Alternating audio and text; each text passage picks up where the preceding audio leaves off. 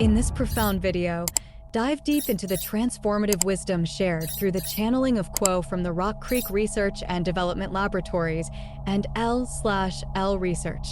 Explore the timeless insights into the essence of the winter solstice season, where the veil between worlds thins, inviting us to embrace both the light and dark aspects of our being. Quo beautifully elucidates the symbolism of the Christmas story, revealing the profound truths hidden within its narrative. Journey with us as we unravel the layers of darkness and light, discovering the hidden treasures that lie within the depths of our souls. I deeply desire to know in order to serve you. I love you unconditionally. December 21st, 2003. Channeling disclaimer.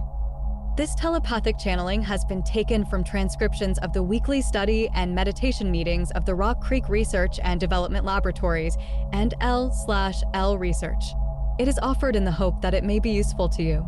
As the Confederation entities always make a point of saying, please use your discrimination and judgment in assessing this material. If something rings true to you, fine. If something does not resonate, please leave it behind, for neither we nor those of the Confederation would wish to be a stumbling block for any. Today we are taking potluck, so, Quo, we would be glad to hear anything you'd like to share with us. Carla channeling. Quo. We are those known to you as the principle of Quo, and we greet you in the love and in the light of the one infinite creator, in whose service we come to you today. We thank you for the great privilege of calling us to your group by your desire to seek the truth. It is always a pleasure to be called to this group. We would ask only one thing of you, and that is, as always, that you listen to those things which we have to say with a jaundiced and careful ear, being quick to discard and toss away any idea or thought that does not suit you, and keeping only those things which seem to you to have resonance and a personal meaning that speaks to you specifically. We feel that we are no authority figures, but rather those companions who walk with you upon the road of the seeker. If you will guard your own thought processes, we shall feel free to share our thoughts with you without being concerned that we infringe upon your free will. We find that this group does not have any opening question for us, and that gives us the opportunity to move into those energies that are unspoken and that may perhaps be addressed in a less than specific and direct way by those things that we might share. We are aware that the energy of the time you call Christmas is very much within this group and within your culture at this time.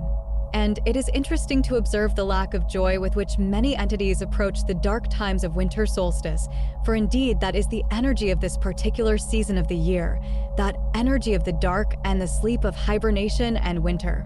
It is a time when it is very easy for those entities who are close to passing from the incarnation to have a more than usual opportunity to greet the dark, with its invitation to all to come and be a part of that darkness.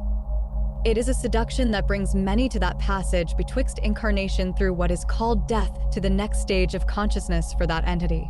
The inner planes having received all entities who pass through the gateway of death, it is then the opportunity of each entity, having made that passage, to discover, for himself and herself, what the next step is.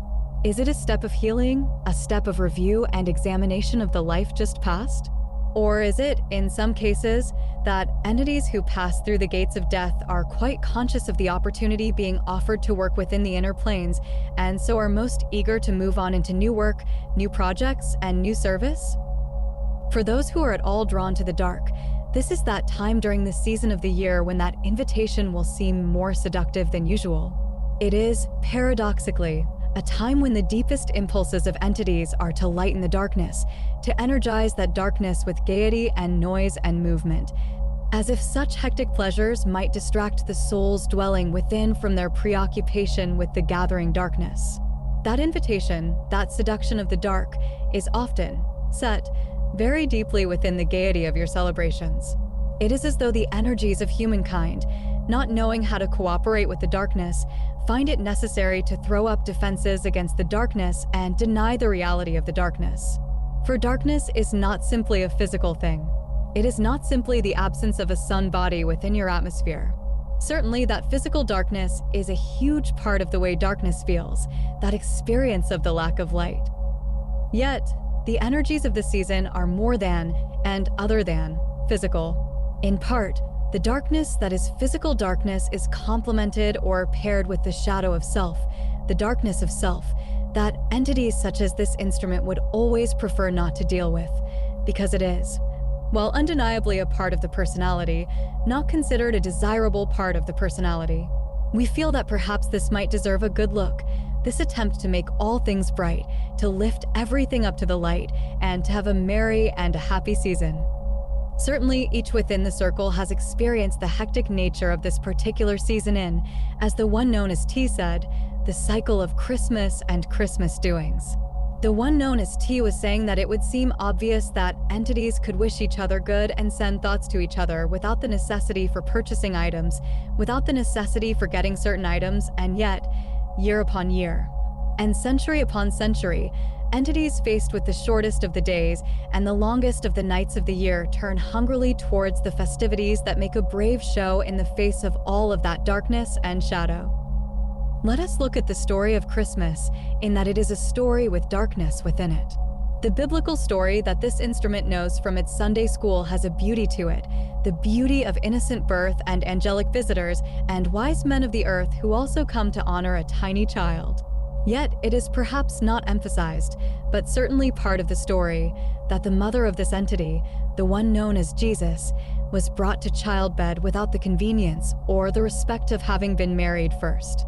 Further, this entity was then asked to marry an older gentleman who was not particularly amused by the pregnancy that presumably happened by Spirit's hand alone. And further, in the very last extremities of pregnancy, this odd couple was forced to travel in the middle of winter, in inclement weather, to a place where there was no bed waiting for them at the other end, so that when the one known as Mary gave birth, it was in a stable and the infant Jesus slept in a manger that was full of hay. These details speak of the physical and the metaphysical darkness of the season, the inconvenience of spirit, the demands of the spiritual life, the demand of this infant to be born, not waiting for marriage, not waiting for propriety, but insisting upon being born in the darkness, in the cold, in the stable, without convenience or planning or foresight. Simply, it is time, and now I shall appear. Such is the nature of your own spirit. It is nurtured in the darkness of the season, and you are brought to childbed with it as the timing of your own process pulls you into new birth, the birth of your own spiritual self within incarnation. For that is one of the great values of being an incarnation. You are able, when you become conscious of the situation of incarnation and its advantages, to determine within incarnation to awaken that sleeping soul within that has been brought along into incarnation within you, but certainly hidden, sometimes fairly deeply, within the stuff of personality, culture, and conditioning. In the darkness within the self lie both the riches of the soul and the less appreciated of the riches of the shadow side of that soul. As you bring this infant that is you as a soul into conscious awareness and begin to nurture that part of yourself as if it were an infant that needed love and tending, you begin to pull that structure within you that is the witness to all that you undergo in incarnation into more clarity. It is that witness that can release thoughts of the darkness and thoughts of the gaiety and simply continue witnessing as that child within begins to express itself, to reach towards the light that it sees, to begin to have the energy and vitality to move upon its own and to begin to grow within incarnation.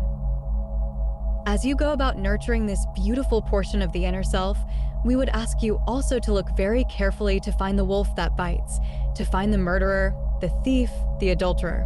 To find that entity within the self that truly does partake of the darkness of self-good, that part of selfhood that is self-involved, that has the impulse to think first of the self. This is a good time of year to focus into that neglected portion of the self and to invite it into the warm and gently lighted circle of your own heart's hearth.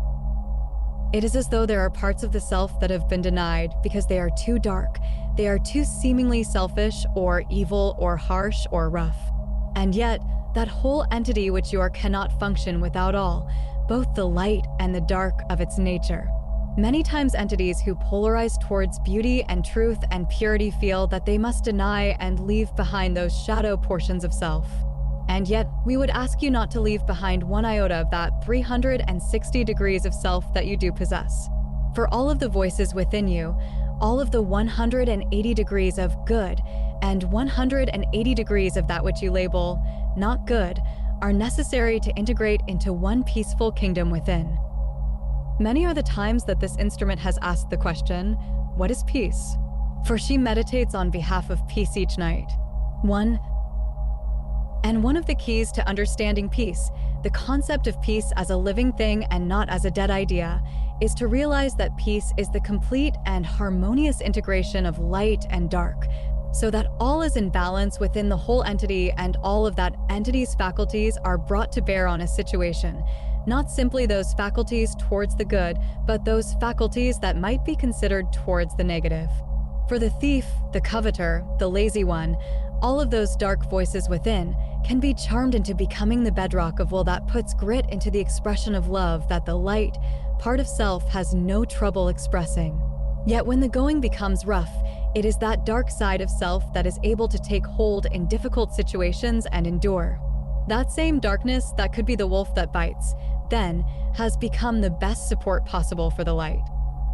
And this is the hoped-for result of an incarnation full of both the light and the dark as the seasons revolve and as the seasons of inner life revolve as well. So we take this opportunity to praise the dark as well as the light and to ask each of you to work on embracing all parts of the self, loving, honoring, and respecting each and finding ways each day to come into more conscious harmony of being.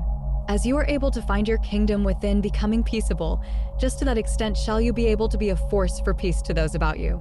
No matter how you strive, if you do not embrace the dark side of self, you shall ever be less of a messenger for peace and more of a voice that has not the force and directness to project into the earth plane with all of its inner planes of energy.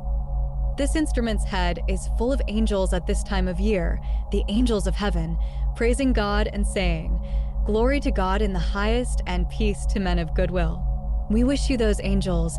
We wish you the truth of this precious dark time. May each of you move into that time with quietness and confidence, allowing the great washes of emotion and memory to move through your thoughts and your feelings, washing you and leaving you golden and rested and truly at peace. We would ask if there are any queries at this time before we leave this instrument. Jay. Yeah, Quo, I've got a question. The veil is very thin at this time, and I was wondering what your impression is. I know it's always a good time to meditate. Are there any suggestions that you could make? Is there a way to connect with the thinness of the veil right now, today, tomorrow? Is there anything that we can do to share in that thinness? Quo. We are aware of your query, my sister. Certainly there is truth to your concept. It is indeed a time when the energies of the earth and its inner planes are very transparent to the outer world. The idea of meditation is certainly a good one. We have difficulty imagining a situation in which we would say anything else than that about meditation. However, one item that is possible in order to connect with the energy of this time would be that which this instrument would call a solstice declaration. At the solstice, it is a very efficacious time to express those things which you wish to give to the dark, the greed, the world hunger, the illnesses of the world, and so forth, all of those things which you may consider to be less than optimal. These can be named and given to the dark and the health of this action. In this profound video, dive deep into the transformative wisdom shared through the channeling of Quo from the Rock Creek Research and Development Laboratories and L/L Research. Explore the timeless insights into the essence of the winter solstice season, where the veil between worlds thins, inviting us to embrace both the light and dark aspects of our being. Quo beautifully elucidates the symbolism of the Christmas story, revealing the profound truths hidden within its narrative. Journey with us as we unravel the layers of darkness and light, discovering the hidden treasures that lie within the depths of our souls. I deeply desire to know in order to serve you. I love you unconditionally, and is in releasing those energies from the consciousness within yourself. It is as though this is a good time to connect with the energies that this instrument knows of as Shiva the Destroyer. 2, to hand those things to the mother, as it were, that you wish to release from yourself. World hunger, I give it to the dark. War and the bestiality of war, I give it to the dark. It is well to create more of a festive party atmosphere to this energy, so that those who take part in it may feel the joy of the release of these impressions. May we answer you further, my sister? Jay. No thank you, Quo, and happy winter solstice to you. Quo. We thank you as well, my sister. Is there another query at this time? As we seem to have exhausted the queries of this group, we shall take our leave of you. thanking each of you for taking precious time to sit in a circle of seeking and ask. We are with you whenever you would ask us to be, to help you with your meditation, or to be a presence that makes you feel safer. You have only to ask mentally, and we shall be with you. We leave each of you in the love and in the light of the one infinite creator. We are those known to you as the principle of Quo. Adonai, my friends. Adonai.